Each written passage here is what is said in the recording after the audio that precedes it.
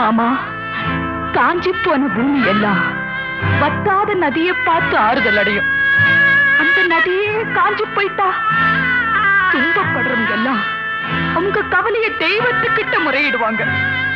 ஆனா தெய்வமே கலங்கி நின்னா அந்த தெய்வத்துக்கு யாரால ஆறுதல் சொல்ல முடியும்? தானாடவில்லை அம்மா, சதையாடுது. அது தந்தை என்றும் பிள்ளை என்றும் விளையா